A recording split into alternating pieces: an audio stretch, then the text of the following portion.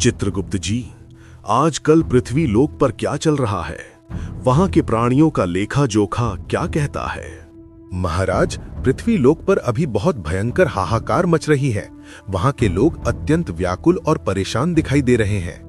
ऐसा क्या हो रहा है चित्रगुप्त जी? क्या कोई प्राकृतिक आपदा आई है या मनुष्य के कर्मों का फल है? महाराज, पृथ्वी लोक पर एक भयंकर संकट आन पड़ा है।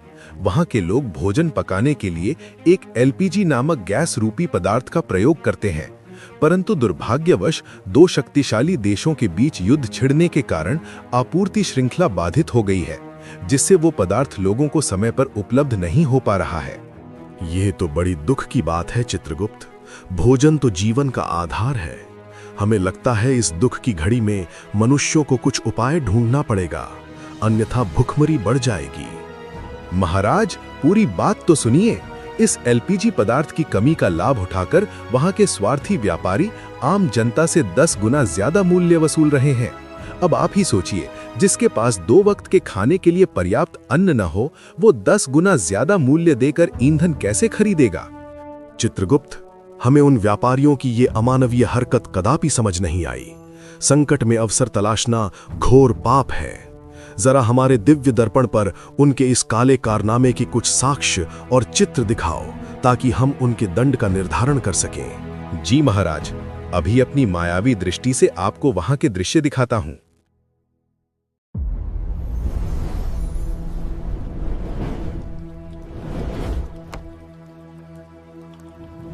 लगता है आजकल लक्ष्मी मुझ पर कुछ ज्यादा ही मेहरबान होने लगी है। चारों तरफ हाहाकार मचा है और मेरा गल्ला नोटों से भर रहा है। अगर ऐसा ही कुछ दिन और चलता रहा तो गाड़ियों की लंबी लाइन लगा दूंगा। लाइन ठाट बाट ऐसे होंगे कि पूरा शहर देखता रह जाएगा। अरे सुनती हो भाग्यवान? हाँ जी, कहिए। क्या फिर से वही नोटों की गिनती शुरू कर दी? अरे इस खुशी के मौके पर क्या कुछ चाय वाय नहीं पिलाओगी? आज तुम्हारे घर साक्षात लक्ष्मी माता पधारी हैं। हाँ, सब दिख रहा है, पर मैं तो यही सोचती हूँ कि तुम करोगे क्या इतनी माया इकट्ठी करके? आखिर एक दिन तो सबको खाली हाथ ही जाना है। ये सब यहीं धरा रह जाएगा। किसके लिए और क्यों इकट्ठा कर रहे हो इतना? क्या तुम्हें उन लोगों की हाय का डर नहीं लगता? अरे पागल, तुझे दुनियादारी की समझ नहीं है।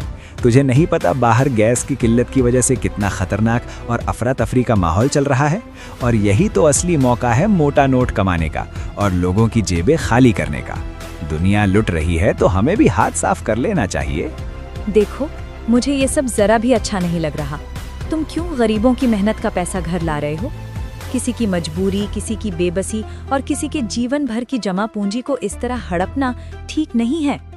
हमें किसी की लाचारी का नाजायज फायदा उठाकर अपनी तिजोरी नहीं भरनी चाहिए। ये पैसा हमें कभी सुख नहीं देगा। अरे तू तो सच में बावड़ी हो रही है। जा मेरे लिए कड़क चाय बना कर ला। पता नहीं फालतू में कहां कहां से ज्ञान की बातें ढूंढ लाती है। दुनिया ऐसे नहीं चलती जैसे तू सोच रही है।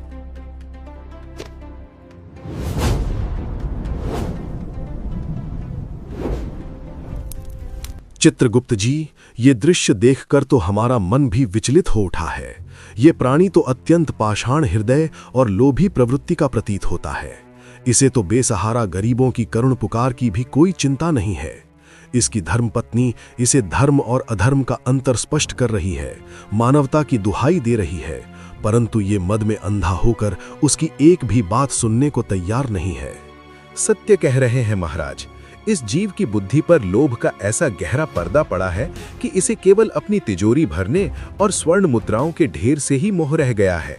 इसे लोक परलोक के न्याय का तनिक भी भय नहीं है।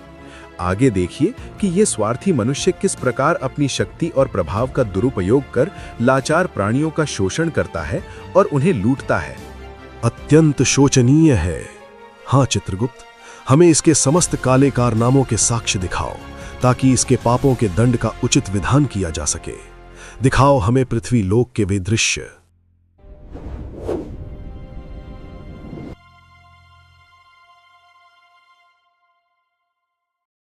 सेठ मांगेलाल गैस सिलेंडर के गोडाउन पर पहुंचता है। वहां का दृश्य देखकर उसकी आंखों में चमक आ जाती है, क्योंकि वहां पहले से ही जरूरतमंद लोगों की एक लंबी कतार लगी हुई थी, जो घंटों से उसका इंतजार कर रहे थे। अरे सेठ जी, आखिर आप आ ही गए। देखिए सेठ जी, मैं सुबह 4 बजे से सबसे पहले आकर इस लाइन में लगा हूँ। पहले आप मुझे एक सिलेंडर उपलब्ध करवा दीजिए, मैं आपको इसके लिए मुंह मांगी कीमत देने को तैयार हूँ। हाँ हाँ, सब्र रखो, चिल्लाने से सिलेंडर नहीं मिलेगा, सबको मिलेगा, बस अपने अपनी बारी का इंतजार करो। और सुनो, अपना अपना पेमेंट पहले ही हाथ में निकाल कर रखो ताकि मेरा कीमती समय खराब ना हो। जिसके पास नकद नारायण तैयार हैं, माल उसी को मिलेगा। सेठ जी, आप बस सिलेंडर दीजिए, पेमेंट की आप बिल्कुल चिंता मत कीजिए। सूरज अपनी मेहनत की कमाई सेठ के हवाले करता है और भारी मन से सिलेंडर लेकर वहां से चला जाता है।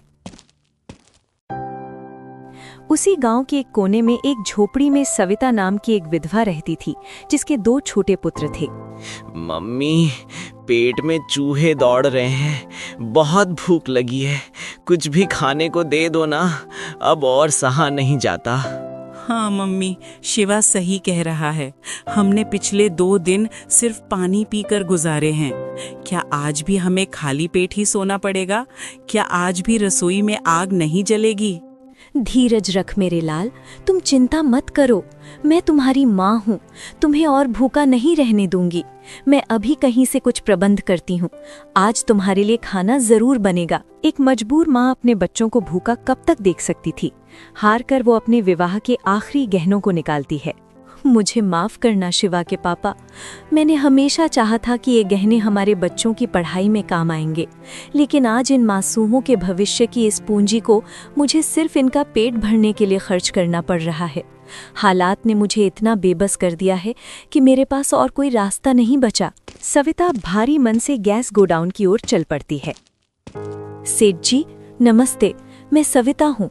मुझे आज आपकी एक बहुत बड़ी मदद की जरूरत है, क्या आप मेरी बात सुनेंगे? नमस्ते सविता, नमस्ते। कहो, इस वक्त कैसे आना हुआ? क्या चाहिए और कैसी मदद की बात कर रही हो? देखो, उधारी का काम तो अभी बिल्कुल बंद है। सेठ जी, मैं आपसे भीख मांगने आई हूँ। मेरे पास देने के लिए नकद पैसे नहीं हैं, पर मेरे बच्चे 2 दिन से भूखे हैं। मुझे गैस सिलेंडर की भीख दे दीजिए। इसके बदले मैं आपको अपने ये आभूषण गिरवी रखने के लिए दे दूंगी। इनकी कीमत एक सिलेंडर से कहीं ज्यादा है। जैसे ही मेरे पास पैसे आएंगे, मैं पाई पाई चुकाकर अपने ये गहने आपसे वापस ले जाऊंगी। अरे पर मुझे कैसे पता चलेगा कि ये सोना असली है या पीतल? आजकल दुनिया में धोखेबाजों की कमी नहीं है। कहीं तो मैं नकली टुकड़ों के बदले मेरा कीमती सिलेंडर ले जाओ और मुझे नुकसान हो जाए तो मैं इतना बड़ा जोखिम कैसे उठा लूं? सेठ जी विश्वास कीजिए, ये मेरी जुबान है और मेरा ईमान भी। ये मेरे खानदानी गहने हैं। आप चाहें तो अभी किसी भी सुनार को बुलाकर इनकी परख करवा सकते हैं। मैं झूठ बोलकर अपने बच्चों का पेट नहीं भरूंगी। अच्छा ठीक है, ज्यादा सफाई मत दो। सुनो, सिलेंडर के भाव बहुत बढ़ गए हैं और मैं 1 रुपया भी कम नहीं करूंगा। पूरे 5000 का एक सिलेंडर पड़ेगा। मंजूर है तो बोलो, वरना भीड़ मत लगाओ। हाँ सेठ जी, मुझे मंजूर है। मेरे पास कोई विकल्प नहीं है, बस आप सिलेंडर दे दीजिए। हाँ तो लाओ जल्दी, आभूषण इधर धो और अपना सिलेंडर लेकर निकलो यहां से।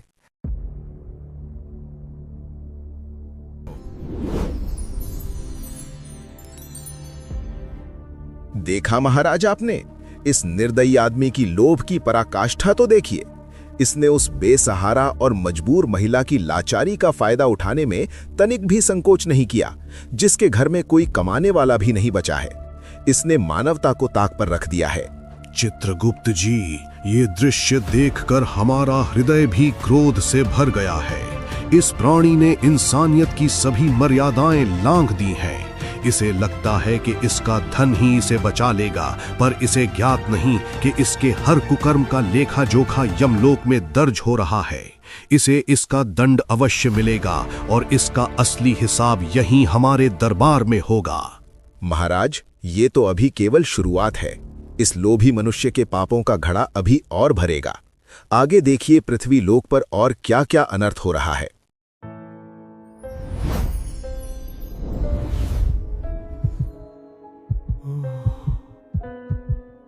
एक तरफ जहां भूख का तांडव था, वहीं दूसरी ओर एक गरीब पिता जितेंद्र अपनी बेटी की शादी की तैयारियों को लेकर चिंता में डूबा था। दहेज की मांग से ज्यादा उसे इस बात की फिक्र थी कि मेहमानों के खाने के लिए ईंधन का इंतजाम कैसे होगा। क्या करूं? बेटी के हाथ पीले करने का समय आ गया है, पर अगर शादी में आए मेहमानों को ढंग से खाना नहीं खिला पाया तो समाज मुझे ताने देगा और मेरी नाक कट जाएगी। इस महंगाई के दौर में शादी करना अब किसी पहाड़ को तोड़ने जैसा लग रहा है।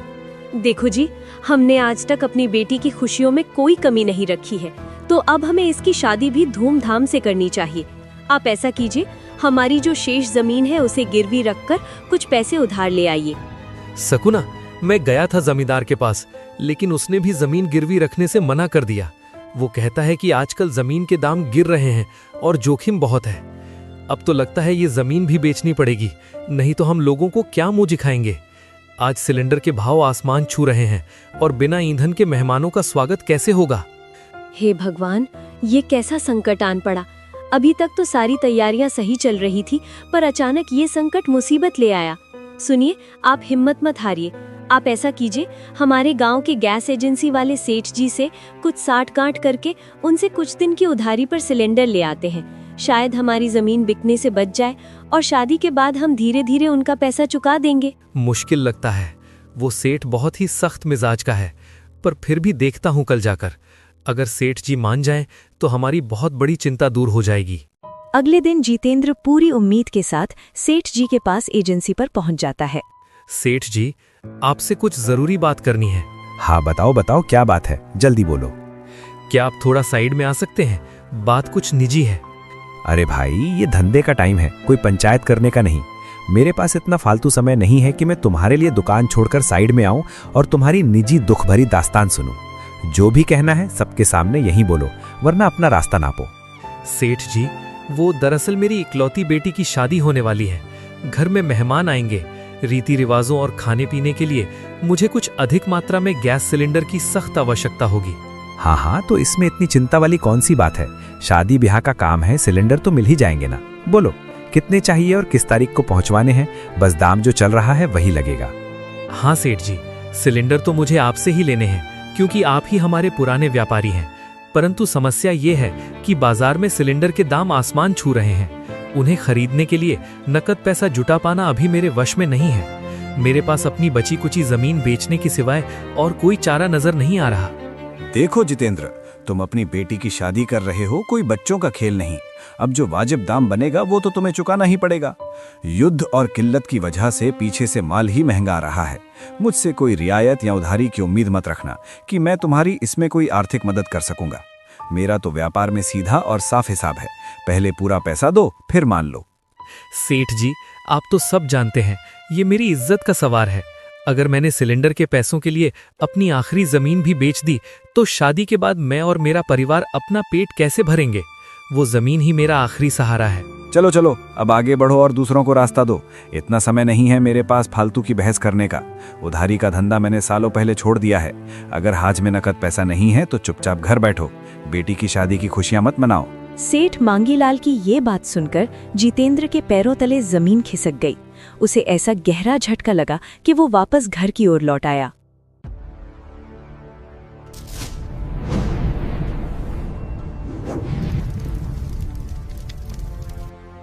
चित्रगुप्त, अब हमारे सब्र का बाण टूटता जा रहा है। ये क्या अधर्म चल रहा है पृथ्वी लोक पर। एक पिता की लाचारी का ऐसा क्रूर उपहास, क्या न्याय का अंत हो गया है? महाराज, इस पाप का घड़ा अब लबालब भर चुका है।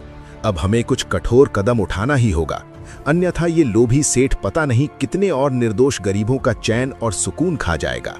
इसकी निर्दयता की कोई सीमा नहीं बची है।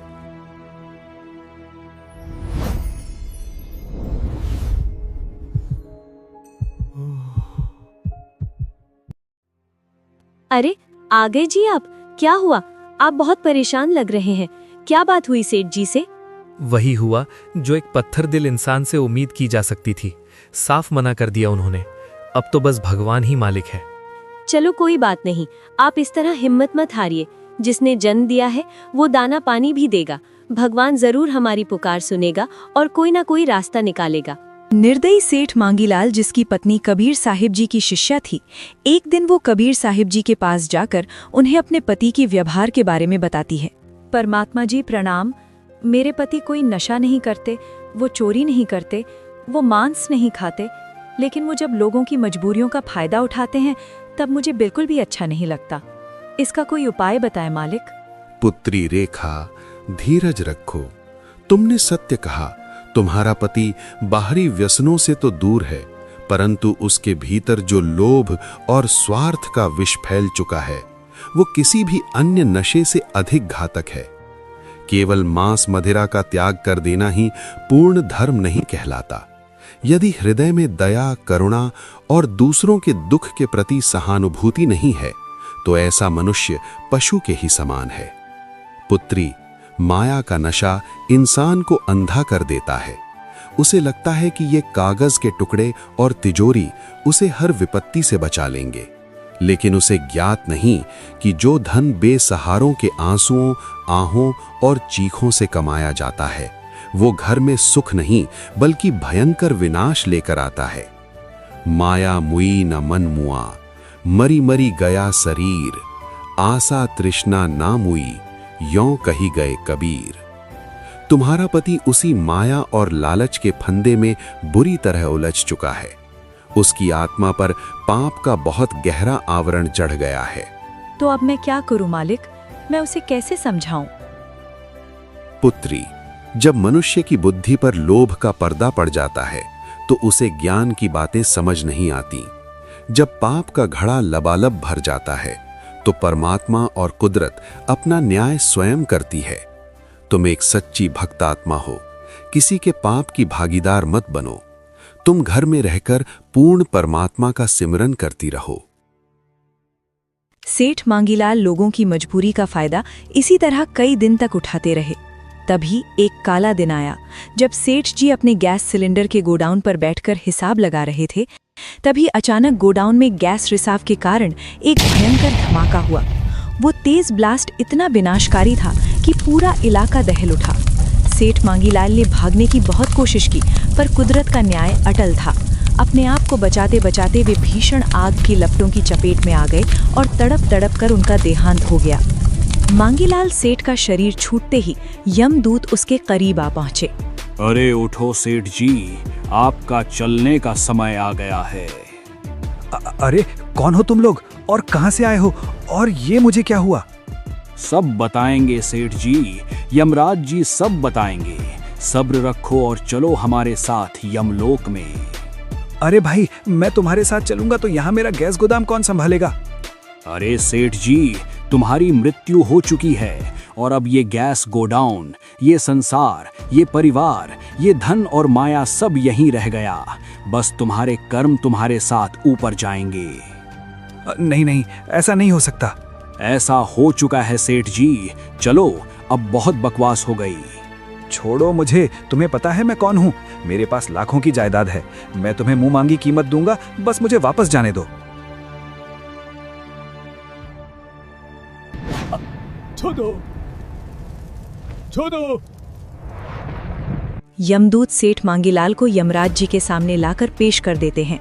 महाराज, हम उस बेईमान और लोभी प्राणी को पृथ्वी लोक से उठाकर ले आए हैं। अच्छा, तो ये है वो व्यक्ति जो लोगों की मजबूरियों का फायदा उठा रहा है। अरे महाराज, ये लोग शायद मुझे गलत जगह ले आए हैं। मैं ऐसा बिल्कुल भी नहीं हूँ। खामोश पापी प्राणी, तू अभी भी उसी मोह के जाल में फंसा है जिसने तुझे विनाश की खाई में ढकेल दिया। यहाँ ना तेरी मुद्राएं काम आएंगी, ना तेरी ऊंची पहुंच। यहाँ केवल तेरे कर्मों का लेखा जोखा बोला जाएगा। महाराज, मैंने कोई खून नहीं किया, कोई चोरी नहीं की, मैंने तो बस व्यापार किया। व्यापार नहीं, तुमने प्राणों का सौदा किया। महाराज, इसके पापों की सूची अत्यंत लंबी है। इसने युद्ध जैसी आपदा को अवसर बनाया, सविता जैसी बेसहारा स्त्री के गहने छीनकर उसे और उसके बच्चों को भूख की आग में झोंका, जितेंद्र जैसे गरीब पिता की लाचारी का उपहास उड़ाया। इसकी कालाबाजारी के कारण हजारों घरों के चूल्हे ठंडे रहे, जबकि इसका गल्ला गर्म होता रहा। मनुष्य को बुद्धि इसलिए दी गई थी कि वो संकट में एक दूसरे का सहारा बने, पर तूने तो मानवता का ही गला घोंट दिया। तेरी धर्म पत्नी तुझे सत्य का मार्ग दिखाती रही, पर तू लोभ के मद में अंधा बना रहा। महाराज, एक मौका और दीजिए, मैं सब दान कर दूंगा, मैं सबकी मदद करूंगा। समय बीत चुका है। जो धन तूने दूसरों के आंसू पहुंचने के बजाय अपनी तिजोरी भरने में लगाया, वही धन अब तेरे लिए अंगारे बनेगा। चित्रगुप्त, इस जीव के लिए किस दंड का विधान है? महाराज, इसे तप्त कुंभ नरक में भेजा जाए, जहां इसे खौलते हुए तेल में तब तक तपाया जाए जब तक इसे उस तड़प का एहसास न हो जाए जो इसने दूसरों को दी है, और इसके बाद इसे अगले कई जन्मों तक दरिद्रता और भूख का सामना करना पड़ेगा। तथास्तु, ले जाओ इसे दिखाओ कि अंत में इंसान के साथ केवल उसके कर्म जाते हैं, उसकी तिजोरी नहीं। महाराज, पृथ्वी पर अभी भी कई ऐसे मांगीलाल हैं, क्या वे कभी समझेंगे? समय सबको समझाता है चित्रगुप्त। जो धर्म और संतोष का मार्ग नहीं चुनते, उन्हें काल का मार्ग चुनना ही पड़ता है। और अब जाने से पहले आप सभी के लिए आज की कहानी और कबीर भगवान जी के ज्ञान पर आधारित एक आसान सा सवाल। इसका सही जवाब हमें कमेंट करके जरूर बताएं। सवाल: मृत्यु के बाद इंसान के साथ इनमें से क्या जाता है? आपके ऑप्शंस हैं: ए, उसकी तिजोरी और सारा बैंक बैलेंस; बी, उसका बड़ा सा घर और गाड़ियां; सी, उसके द्वारा किए गए अच्छे और बुरे कर्म; डी, उसके दोस्त और रिश्तेदार। जल्दी से अपना सही जवाब नीचे कमेंट बॉक्स में ए, बी, सी या डी लिखकर बताएं। देखते हैं कितने लोग सही जवाब देते हैं। सत साहेब। दोस्तों, इस कहानी से हमने सीखा कि लालच और किसी की मजबूरी का फायदा इंसान को नहीं उठाना चाहिए। दोस्तों, इस पाप और अज्ञान के अंधेरे से हमें निकालने और सत भक्ति का मार्ग दिखाने के लिए वर्तमान में संत रामपाल जी महाराज जी के रूप में पूर्ण परमात्मा हमें सच्चा तत्व ज्ञान दे रहे हैं। इसलिए आज ही संत रामपाल जी महाराज जी के मंगल प्रवचन सुने और अपना जीवन सफल बनाएं। ऐसी ही और शिक्षाप्रद और ज्ञानवर्धक कहानियों के लिए आपके अपने चैनल 2D डिवाइन मैजिक को सब्सक्राइब जरूर करें। वीडियो को लाइक करें और अपने दोस्तों व परिवार के साथ शेयर करना ना भूलें।